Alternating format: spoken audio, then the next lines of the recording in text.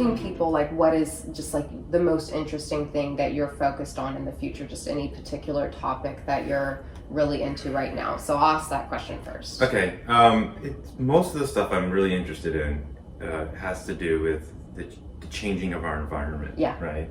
And so that's around climate refugees. A lot of people don't talk about that. I've heard this term used at the Nature Conservancy. Instead of global warming, they use global weirding, right? It's not. I haven't heard that. It's the idea that when we say global warming, there's a lot of baggage that comes along with it. Like, oh, it's snowing, ha ha ha, right? It's like, no, you're missing the point. And the fact is that a lot of people don't think about, even today in modern technology, we rely on the weather and the predictability of the weather, right? And that forecasting weather forecasting.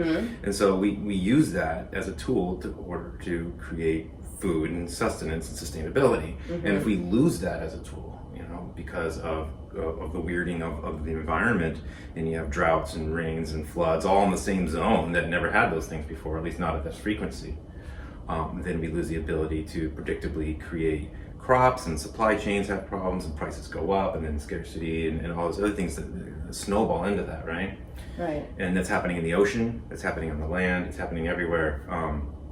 That's a real serious problem that we don't think about, and some of those effects that happen are going to take hundreds of years to recover when we lose forests from forest fires and these sorts of things. And when you have a Dust Bowl effect, right, like we had in the early 1900s, we're going to be seeing things like that again, and it takes so many years to recover from that, as opposed to in a few years to either prevent it, or my big thing is when I talk to cities and other people in positions of power is mitigation. It's like, it's going to take 30 years to do some of these mitigation plans.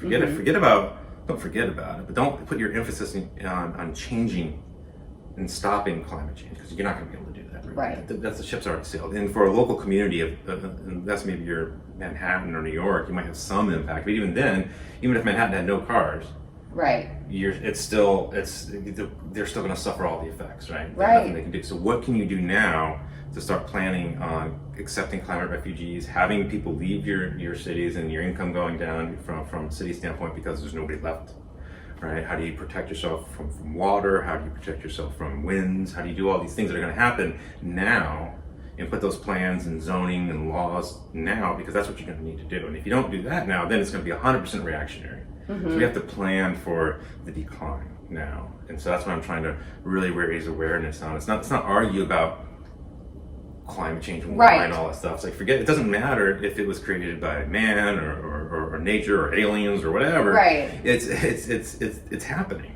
Yeah. And you have to plan for that, and let's make sure that we're not going to have a larger snowball effect.